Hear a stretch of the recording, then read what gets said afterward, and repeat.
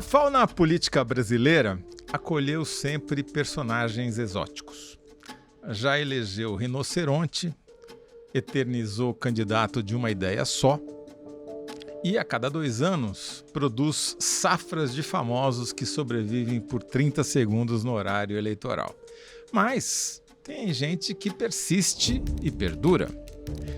O exemplar mais recente dessa fauna duradoura é o político TikToker. Ele se alimenta das redes antissociais, onde todos se xingam, mas ninguém se conhece. Basicamente, são ladrões de atenção.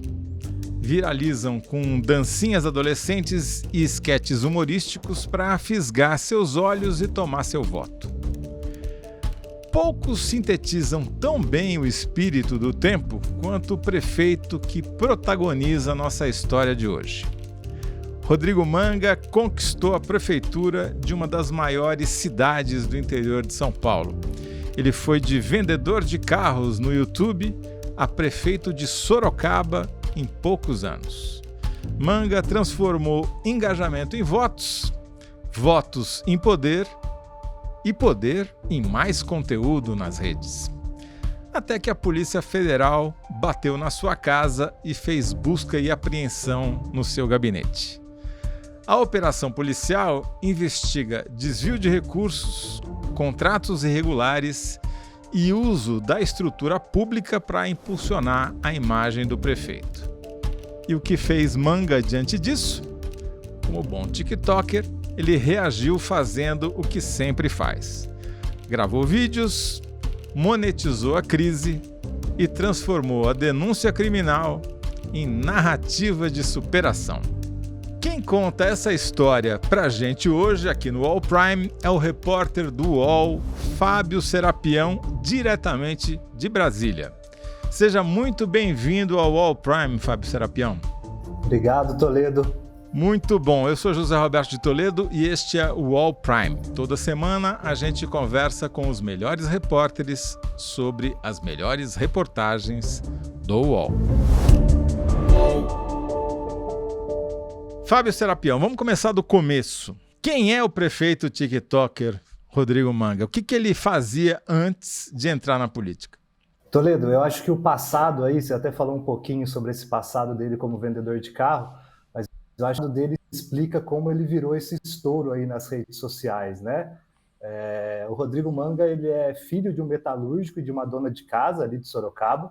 Ele tentou seguir a profissão do pai, não deu muito certo. Aí ele virou vendedor de carros e como, o que parece, ele sempre foi bom de comunicação, ele se desenvolveu na profissão, né? Chegou a ter uma loja de carro, mas nesse mesmo período ali, na primeira década dos anos 2000, ele também começou no vício em drogas, né? Eu vi algumas entrevistas que ele deu recentemente, começou com álcool, depois foi para maconha, foi para cocaína, até chegar no crack. Isso por volta ali de 2008, assim, ele percebeu que não dava mais para continuar nesse vício, segundo ele. Tinha perdido tudo que ele tinha ganhado com a venda de carros, com esse negócio que ele tinha.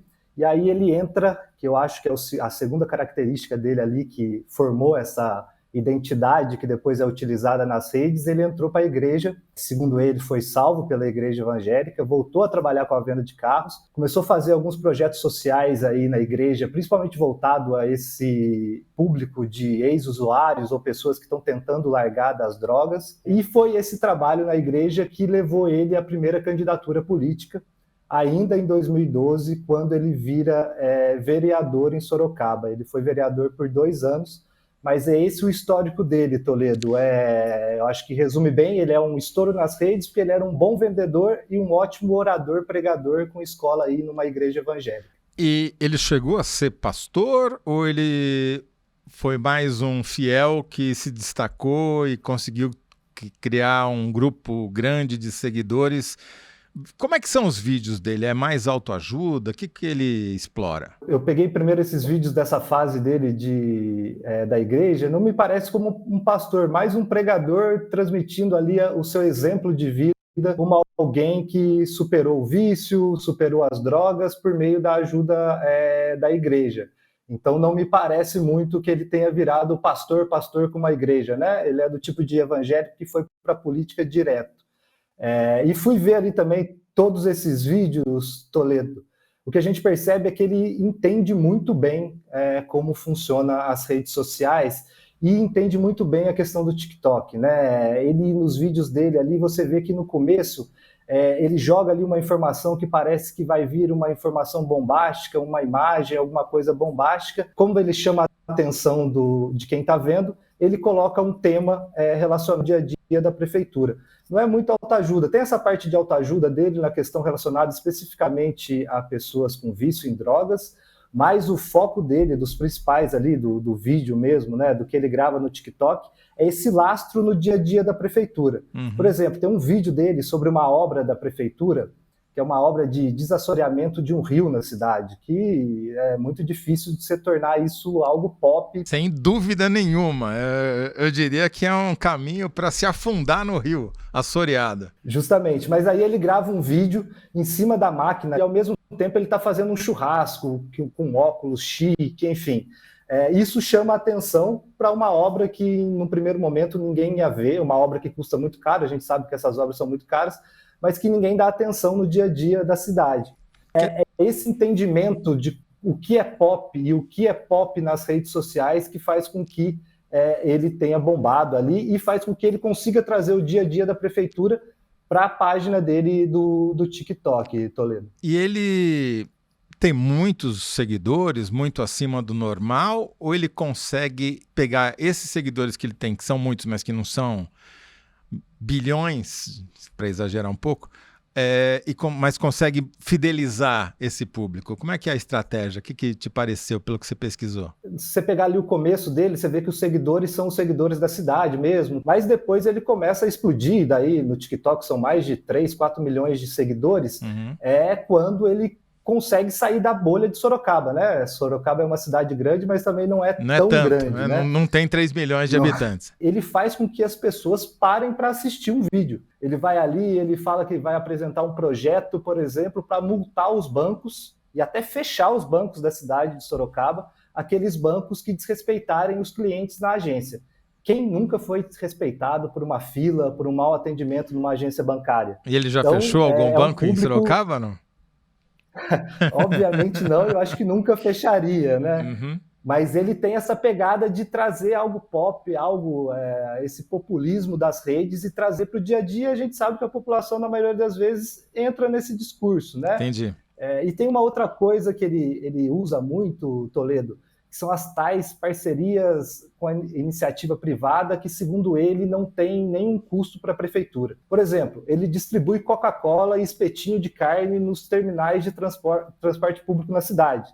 Aí ele faz muita propaganda, muito vídeo, mostra ele ali, as pessoas da Coca-Cola tomando sua coquinha gelada quando sai no fim de expediente ali no ponto de ônibus. Tem churrasco nas escolas de sexta-feira, sorvete numa área de descanso que ele criou para motoboy. Dá para saber se ele é patrocinado pela Coca-Cola para ficar distribuindo Coca-Cola de graça? Então, aí ele fala sempre que é com base por exemplo, no churrasco nas escolas, ele pegou a empresa que servia merenda nas escolas e, segundo ele chamou as empresas de merenda e falou: olha, eu quero que um dia a mais vocês deem uma refeição nas escolas para os alunos e para os pais. E a partir dali, por causa de uma capacidade política dele, consegue esse dia a mais, esse sorvete na área de descanso do motoboy e essa Coca-Cola. Claro, essa parceria, se é com a Coca-Cola em si ou se é com alguma empresa que uma fornece distribuidora, algum tipo de... Tá. Isso. Mas ele explora muito isso, tem muito vídeo e ele é muito criticado. Aí o que ele faz quando ele é criticado? Ele faz um vídeo, isso é muito engraçado, ele sempre simula vários microfones ali de empresas jornalísticas que não existem, fingem que estão entrevistando ele e alguém questiona: mas e o senhor está dando Coca-Cola, espetinho? Aí ele começa a falar, quando vê, ele grita no meio do vídeo e fala: não, vamos entregar mais isso. Quer dizer, daí vem tudo é narrativa, até as críticas viram argumento narrativo, viram teatro, basicamente um teatro pelo TikTok. Basicamente um teatro. Tem um vídeo muito interessante, ele é do Republicanos, né? Em tese um partido de direita, apoiador do ex-presidente Jair Bolsonaro, mas aí ele faz um vídeo para chamar a atenção desse público, que ele está numa praça e ele começa o vídeo todo bombástico, dizendo: aqui nesta praça Alexandre de Moraes não pisa. O bolsonarista já vai, obviamente, assistir aquele vídeo inteiro e aí ele volta, não pisa porque ninguém vai poder pisar nesta praça, porque esta praça está passando processo de revitalização, graças à prefeitura, graças ao dinheiro que estamos investindo. Enfim, ele sempre acha um tema pop. Ele usou também aquele... Lembra o Felca, quando fez o vídeo da sexualização de crianças e tal? Ele pega um vídeo começando com o Felca, começa a falar de Felca, até dizer que vai apresentar um projeto para qualquer pessoa de Sorocaba que nas redes fizer algo parecido com sexualização, ter uma multa de 50 mil. Sabe, a gente não sabe como ele faria isso para monitorar as redes, mas ele fala e aquilo engaja, engaja e abastece isso, né? Entendi. Ele não tá nem aí para as consequências e vai fazendo, e vai dizendo, e vai falando, e quem quiser que acredite, né? Me diga uma coisa, ele teve algum padrinho para entrar na política? Teve alguém que incentivou, ou ele procurou alguém, ou foi geração espontânea? Estudando um pouco sobre ele, o que me parece é o caminho que tem sido cada vez mais comum na política brasileira, que é o caminho via igreja, né, Toledo? Começa a fazer essas palestras, esses encontros para ajudar essas pessoas que estão com algum tipo de vício, e é a partir dessa base que ele cria com essas palestras que ele se candidata em 2012, é eleito vereador, já ali um pouco de voto até interessante, 4 mil e tantos votos, que é uma votação interessante em Sorocaba. Ele fica um mandato ali, e na segunda eleição para vereador, ele já é o mais votado da cidade, né? Ali ainda ele não bombava como ele bomba hoje nas redes, mas ali ele já se coloca como alguém diferente, fora dessa polarização, fora da política velha, e isso cria o espaço para ele ser eleito em 2020 como prefeito e reeleito com mais de 70% dos votos, né? Mais de 70% aí, né? dos votos em Sorocaba, eleito no primeiro turno, assim, vitória esmagadora. Vitória esmagadora, tanto é que depois disso, né, depois dessa vitória em Sorocaba, que é uma das principais cidades de São Paulo, com toda essa rede, né, funcionando em prol dele, essas redes sociais, ele chegou até a se colocar como candidato ao governo de São Paulo, né, caso o Tarcísio optasse por ser candidato à presidência, e também foi convidado pelo PRTB para ser candidato à própria presidência, né? Enfim. Tudo estava indo maravilhosamente bem para Rodrigo Manga, até que a Polícia Federal bateu na sua porta e depois do intervalo você vai explicar para a gente por quê. Eu sou Thaís Bilenque, sou jornalista há mais de 15 anos. Poucas vezes na vida vi uma figura crescer tanto, em tão pouco tempo, e perdurar no poder intacto como o Arthur Lira. E quis entender como é que essa escalada aconteceu, passo a passo. Para isso, fui atrás das origens dele em Alagoas. Essa é a casa do Lira? Isso, da Lira. Bati na porta da casa do pai dele, na Barra de São Miguel, e fui para Junqueiro, cidade onde a família inteira se lançou na política. Aqui está o seio da nossa família, aqui está o berço da nossa política. Nessa série de 5 episódios, a gente mergulha nos anos mais recentes da política brasileira para descobrir quem é o homem que ajudou a remodelar a cena nacional e a relação entre os 3 poderes. O Congresso, o Parlamento está dando todas as oportunidades para o governo se estruturar de uma maneira racional. É importante frisar que todos têm que entender que o Congresso brasileiro conquistou o maior protagonismo.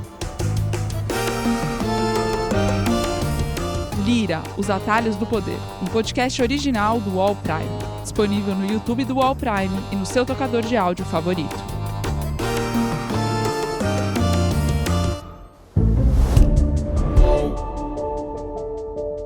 Fábio Serapião, conta pra gente por que a Polícia Federal foi bater na porta da casa e do gabinete de Rodrigo Manga lá em Sorocaba. Toledo, a vida dele vinha tranquila, né? Bombando, ia a eventos com Jair Bolsonaro, com o Tarcísio Freitas, teve alguns eventos de prefeito que ele era louvado por todos os prefeitos, foi copiado em alguns projetos por algumas cidades, enfim, estava na crista da onda até que surge uma suspeita de uma contratação emergencial, de uma organização social, dessas OSs que atuam em unidades de saúde, né? Uhum. A Polícia Federal suspeitou ali de alguma coisa errada e essa suspeita gerou o início de uma investigação que em abril desse ano deu origem à Operação Copia e Cola. Na primeira fase, ele foi alvo de busca, o gabinete foi busca, um concunhado dele, que é o pastor Josivaldo Batista, também foi alvo de busca. A polícia achou ali cerca de R$800 mil com ele. Um amigo dele também, que também é apontado pela Polícia Federal como alguém muito ligado a ele, também foi alvo. O que a polícia suspeitava de como é que eles faziam o desvio de dinheiro? A polícia viu irregularidades no contrato. No primeiro momento não sabia quem estava envolvido, quem não estava, mas havia uma suspeita. E aquele modelo que a gente está acostumado, sem licitação, é emergencial, pode fazer com dispensa de licitação. Era uma empresa ali que parece que já era um pouco enrolada, isso acende os alertas na Polícia Federal e tem a fase da copia e cola. E aí, como a gente sabe, né, Toledo, quando a Polícia Federal bate em casa, o policial pega teu celular, pega teu computador e ali começou a engrossar o caldo para ele, porque principalmente nesse pastor que eu citei, o Josivaldo Batista, a Polícia Federal achou muita coisa no material dele, celular, computador, incluindo o que seria ali, segundo a Polícia Federal, uma contabilidade paralela de propina. E essa contabilidade e as mensagens que foram encontradas ali, que deram origem a essa nova fase da copia e cola, que foi deflagrada em 6 de novembro, né? E terminou no afastamento dele, ele afastado até agora do cargo de prefeito. Deixa eu entender um pouquinho melhor como é que é a relação dele com esse pastor. Esse pastor, você falou que é concunhado, ele é casado com quem? É casado com a irmã da esposa dele. E esse pastor muito próximo a ele, essa irmã da esposa também muito próxima, e a própria esposa também muito atuante ali em Sorocaba, em projetos sociais, e era uma pessoa muito próxima ali da administração, não só da questão familiar dele, né? E tanto com o Josivaldo, o pastor, como com a concunhada, são encontrados ali anotações e muito documento e muita mensagem sobre essa contabilidade paralela de propina. Com a irmã, por exemplo, né, com a irmã da esposa dele, a polícia acha ali um monte de conta pessoal do prefeito. Então parecia que era o pastor e a esposa dele que pagavam, que faziam o custeio de gastos do prefeito. E o pastor tinha essa contabilidade de dinheiro que entrava, com algumas anotações que, segundo a Polícia Federal, são relacionadas a empresas que têm contratos na cidade, e as saídas pagando as contas do prefeito e outras coisas relacionadas ao dia a dia do prefeito e da prefeitura. Você acabou de descrever um esquema que funciona desde há muito tempo e que imediatamente veio para mim a imagem do PC Farias, que era o caixa 2 do Fernando Collor quando ele era presidente, né? Pagar despesa, enquanto fazia negócios com as empresas que tinham relação com o governo. Agora, e o que deu? Ele foi afastado do cargo? Quem mandou afastá-lo? Foi a Justiça aí de São Paulo, e foi com base num pedido da Polícia Federal, né, que foi acatado pela Justiça. O que a gente encontrou na primeira fase mostra que esse esquema não só existe, como ainda está em andamento. A gente tem aqui esse pastor que tem uma contabilidade de propina, com entrada e saída de dinheiro, a gente tem a esposa dele que paga as contas do prefeito, e para que a gente possa preservar a administração pública, o interesse público, ele não pode ficar no cargo enquanto a gente não termina essa investigação. Esse foi o argumento da Polícia Federal, principalmente por causa disso. O que era, segundo a Polícia Federal, um caso isolado ali de um contrato na área de saúde, segundo a polícia, é algo sistêmico na cidade, com contratos da área de saneamento, contratos de engenharia, enfim. Essa contabilidade do pastor mostra que não era só na saúde. Se o esquema aparentemente é antigo, a reação do Rodrigo Manga ao próprio afastamento é mais atual e impossível, né? Porque o que ele fez quando ele foi afastado? Primeiro, lá na primeira fase da operação, né, Toledo, quando ele foi alvo, a primeira coisa que fez foi ir para as redes sociais, né? Tanto que no pedido de afastamento agora, com base no que aconteceu lá na primeira fase, a Polícia Federal coloca que ele estava tentando monetizar em cima da ação. De acordo ali com os investigadores, ele e a primeira-dama, que se chama Cirlange Maganhato, eles usaram a estratégia de explorar economicamente o caso. Tem uma mensagem dela para ele falando isso, né? Isso. A Polícia Federal ali, tem até uma aspa da Polícia Federal que é muito interessante, dizendo que ele e a esposa dele, né, usaram ali da estratégia de explorar economicamente a operação, lá na primeira fase ainda, e os dois protagonizaram um bizarro espetáculo de deboche e desdém contra a investigação. Tem uma postagem que ele faz ali, né, que ele ironizando a investigação, e falando da busca e apreensão que teve na casa dele, ele fala, a Polícia Federal veio aqui em casa, acharam um bolo de cenoura, Nutella e o Pokémon que o meu filho tanto ama.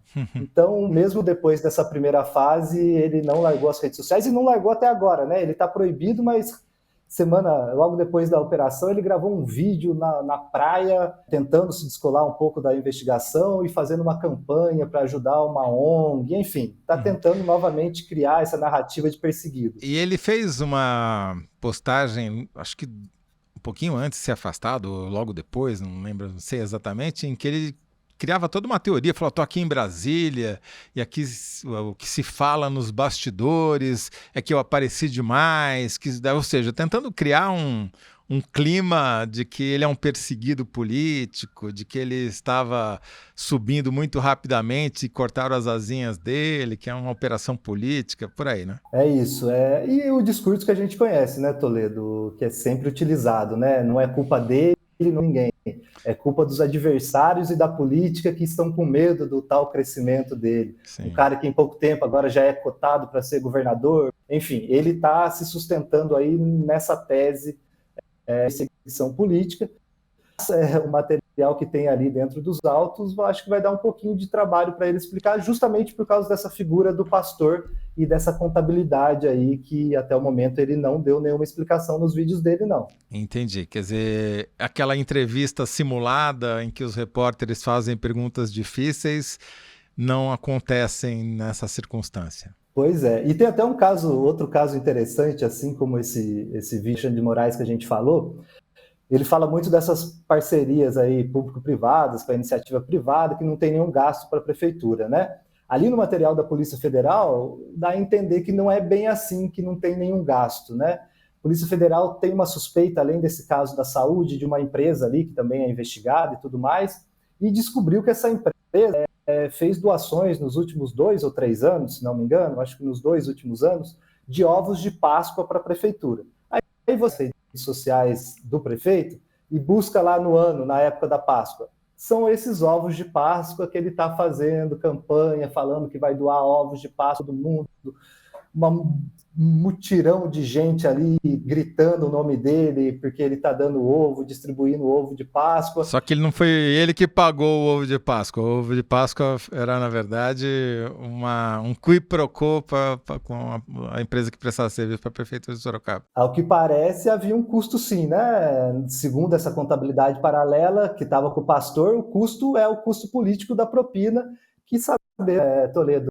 muito bem como funciona no Brasil, né? Ele ganhou esses ovos, ao que parece, por algum acordo, segundo a polícia, e depois usou isso para bombar suas redes sociais, colocando como se fosse algo para atender o interesse público da população de Sorocaba. Ou seja, não existe ovo de Páscoa grátis, né? Fábio Serapião, me diga uma coisa, e agora? Ele está afastado por quanto tempo? Qual é o futuro de Rodrigo Manga? Olha, o futuro de Rodrigo Manga a gente não sabe, ele está afastado, mas o futuro de Sorocaba não parece ser muito bom. No momento, quem está no comando da cidade é o vice dele, né, o Fernando Martins. Ele disse que a situação financeira da prefeitura é delicada, principalmente ali com dinheiro para custear o dia a dia da prefeitura, a situação é bem complicada. E o atual prefeito, né, que está ali tentando segurar esse rojão, disse que ainda não sabe o que vai fazer. Há até um perigo em relação a pagamento a manutenção de contratos. Num primeiro momento, o atual prefeito ali disse que não vai romper esses contratos sob suspeita, que também não há perigo, mas a situação ali é muito complicada e vamos ver como ele vai sair desse buraco aí enquanto o prefeito TikToker se resolve com a justiça, né? E a Polícia Federal já terminou o inquérito, a investigação, já encaminhou para o Ministério Público ou ainda está na fase investigatória? Ainda não. Pela informação que a gente tem, Toledo, é que está sendo também analisado agora o material que foi amealhado nessa segunda fase e agora tentando seguir esses outros caminhos. Então a Polícia Federal está debruçada nisso, para tentar ver o tamanho que era o buraco que estava sendo cavado na prefeitura de Sorocaba, enquanto o Rodrigo Manga se divertia no TikTok. Bom, então a gente vai ter novidades nesse caso em algum momento no futuro, não sei se em breve, mas você já está, por favor, convidado a voltar aqui para contar o desfecho dessa história. Afinal de contas, todo mundo quer saber o que vai ser do prefeito TikToker, se ele vai virar governador TikToker ou outra coisa, talvez, onde não seja tão fácil usar o TikTok. Muito obrigado, Fábio Serapião. Muito boa essa história, o personagem é ótimo e a gente espera você aqui a qualquer momento com novas informações, como diria o outro. Obrigado, Toledo, obrigado a todo mundo e vamos aí acompanhar os desdobramentos. Tendo novidade, eu volto aqui para contar o que aconteceu com o Rodrigo Manga. Muito obrigado, Fábio Serapião, e obrigado a você que ficou conosco até agora. Quem assina o UOL também pode acessar e ler essa e muitas outras reportagens investigativas no UOL Prime na íntegra. Assinantes têm acesso a todo o acervo jornalístico do UOL e ainda a opinião e análise dos nossos colunistas. Você ainda consegue aproveitar descontos em ingressos de cinema, peças de teatro e festivais de música, além de ter acesso ao UOL Play e muito mais. Confira lá em assine.uol.com.br. Eu sou José Roberto Toledo e conversei hoje com Fábio Serapião. O roteiro é da Clara Argelstab. A operação de vídeo é do Fernando Moretti. A montagem do episódio é do Lucas Zacarias. A trilha sonora original é do João Pedro Pinheiro e a trilha sonora incidental da Epidemic Sound. A coordenação é da Lígia Carriel e da Laura Kapelushnik. Os coordenadores de operações são Danilo Esperandil e Eduardo Bonavita. A gerência geral é do Irineu Machado e a supervisão do Murilo Garavello, diretor de conteúdo do UOL. Até o próximo episódio.